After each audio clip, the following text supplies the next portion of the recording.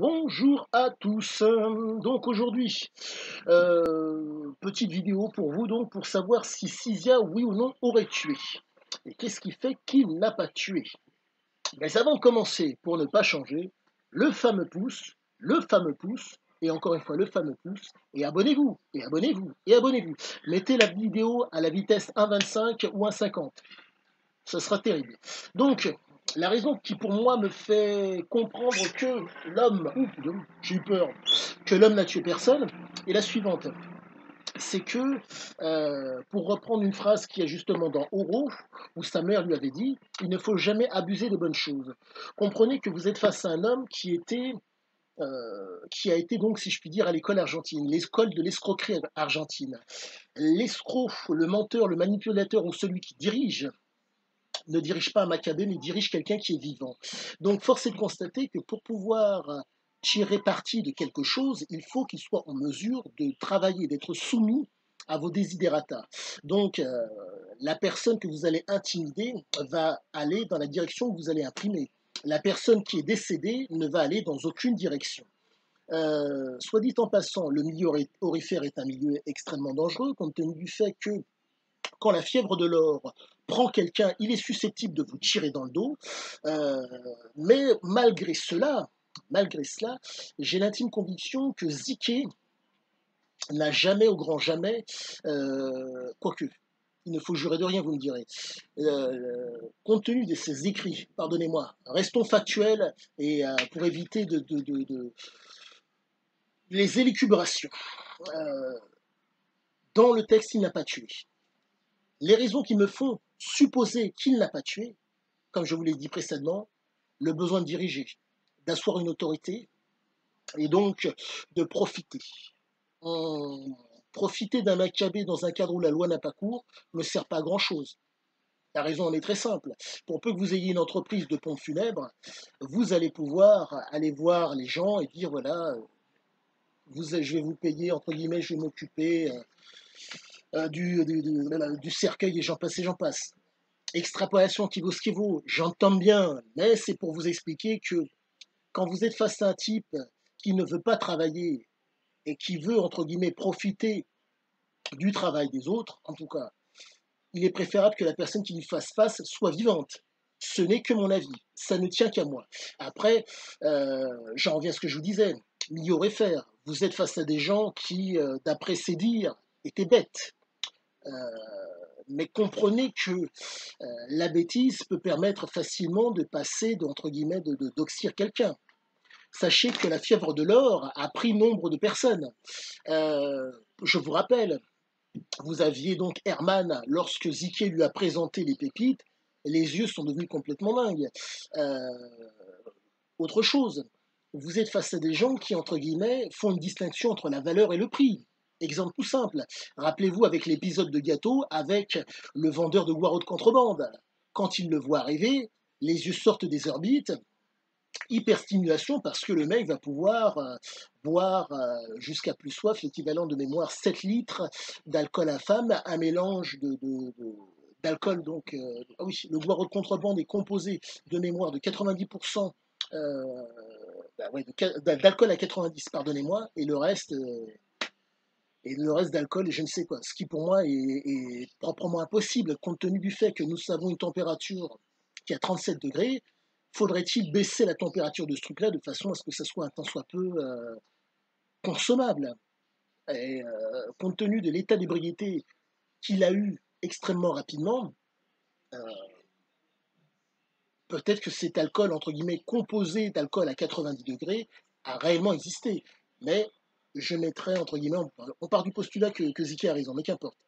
Ce que j'essaie de vous faire comprendre, c'est que euh, dans un cadre où la loi n'a pas cours, nombre de choses sont envisageables. La problématique est la suivante, c'est que dans ce cadre où la loi n'a pas cours, il vous faut être capable de vous faire, comment dire, de diriger les gens dans le sens que bon vous semble. La force de Ziki, c'est que, compte tenu du fait qu'il avait son 357 Magnum dans la lagune de Shokaoka pour se faire, entre guillemets, respecter, et son groupe de voyous, sur lequel il avait une mainmise, bah, il était omniprésent. Donc, si vous voulez, les mecs, il est crevé à la tâche, ce qui fait que pour pouvoir le tuer, fallait-il avoir de la force et fallait-il avoir une volonté. Mais le conditionnement qu'il a réussi à faire vis-à-vis de ces hommes explique qu'il n'a pas été tué. La façon dont il délimitait son territoire, rappelez-vous l'épisode avec Diane, Dave et, et le Canadien. À coups de fusil, ils s'amusaient. Soit dit en passant, ils étaient donc sous fumette. Et le soir venu, après leur travail, ils tiraient sur les mecs pour les raser. Et ce qui était, entre guillemets, si je puis dire, marrant, pour reprendre les propos de Ziké, celui qui touche, ils essaient de frôler la tête de l'homme. Ils essayaient de frôler donc bah, au plus près le mec. Celui qui touchait avait perdu. Et là, ce qui est quand même fort de café, quoique fort de café, il est dans la continuité. Il réveillait ces hommes en tirant, en leur tirant. Car quand il a été propriétaire de sa pulperia, il tirait sur la tête des gens, en tout cas à côté de la tête des gens pour les réveiller pour qu'ils se barrent. Quand il a été dans la jungle avec Dave, Diane et le Canadien pour délimiter le territoire, il tirait au-dessus de leur tête. Et dans la mine, pour réveiller les mecs, il tirait aussi. Donc si vous voulez, vous êtes avec un type qui avait une propension à tirer à côté et pas à tirer dessus. Autre fait marquant, par rapport à Barbarossa, pour ceux qui se rappellent. Lorsqu'il y a le premier contact avec Barbarossa, il aurait pu lui tirer dessus quand son arme était de côté, mais il n'a pas tiré sur lui, il y a tiré bel et bien sur l'arme. Ce qui fait que, à côté de l'arme, ce qui fait que Barbarossa n'a pas bougé. Intimidation. Donc, ça a l'air d'être quelque chose de qualitatif et qui, pour moi, fait la différence. Pour faire simple, quand vous avez un tueur devant vous, et un tueur, entre guillemets, qui ne va, ou un type qui ne pense qu'à lui, la mentalité typique, si je puis dire, du tueur. Je te dézingue et je te prends ce que tu as sur toi. Vous êtes perdant.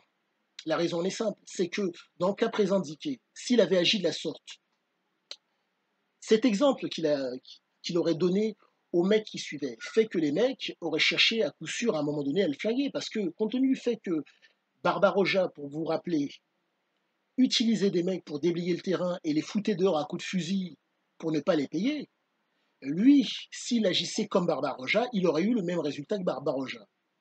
Soit dit en passant, Barbarossa avait la réputation d'avoir tué des gens. Rappelez-vous le petit détail qui fait que. Et donc, comprenez que ceci explique cela. Et je pense qu'il n'a tué personne. Parce que, autre fait marquant de l'histoire aussi, à détailler, rappelez-vous, avec Saltarana, celui qui servait, entre guillemets, d'intermédiaire entre Fucking et l'autre mec, le bon, j'oublie, non mais qu'importe. Saltarana, rappelez-vous, il expliquait que les gens pour qui il travaillait,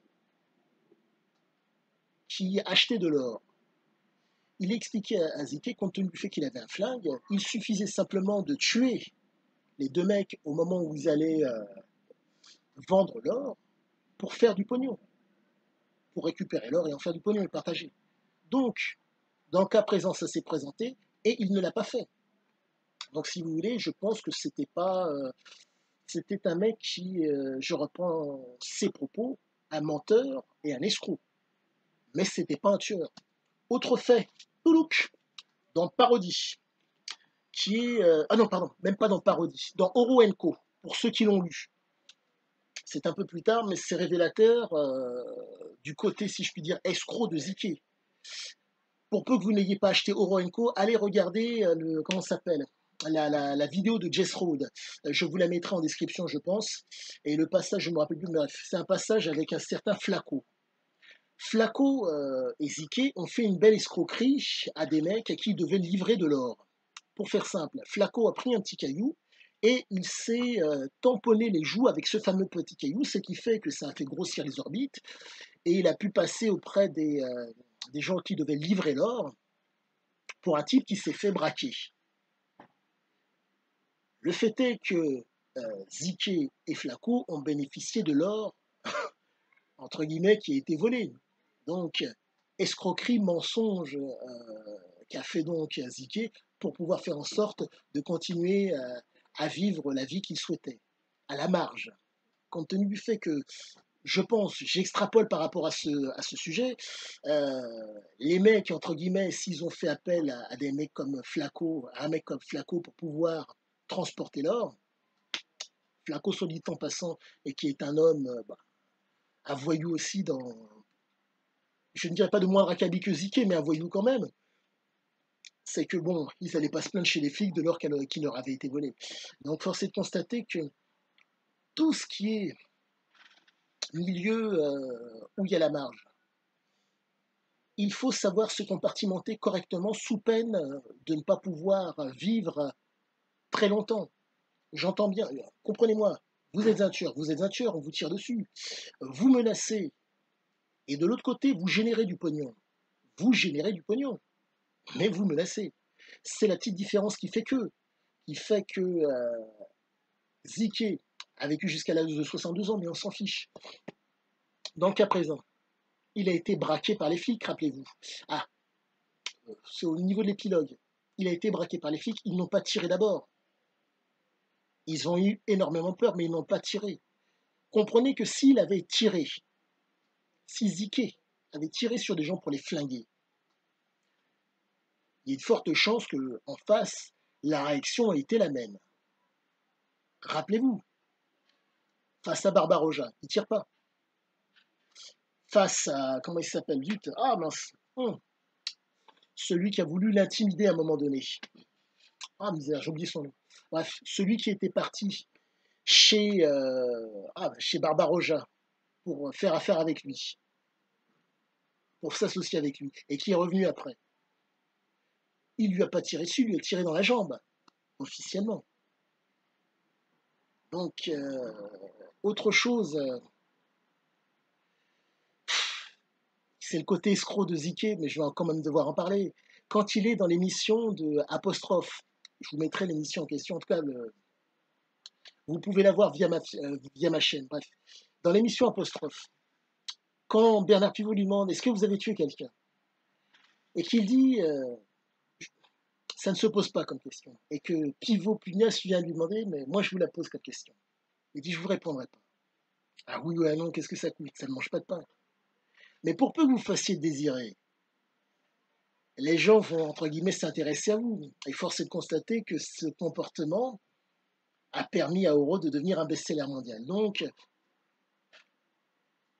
factuellement, entre guillemets, je reprends ses propos, mais la problématique, c'est qu'il faut passer de l'autre côté.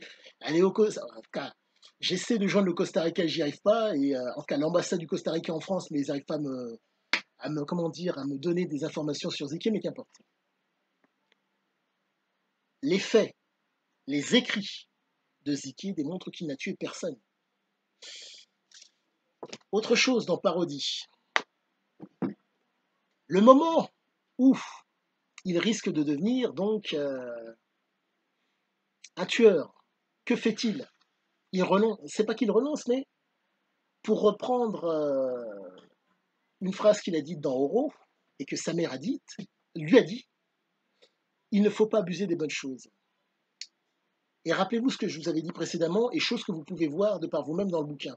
Et encore, vous êtes face à un homme qui utilise, escroc, entre guillemets, qui n'abuse pas et qui est dépendant.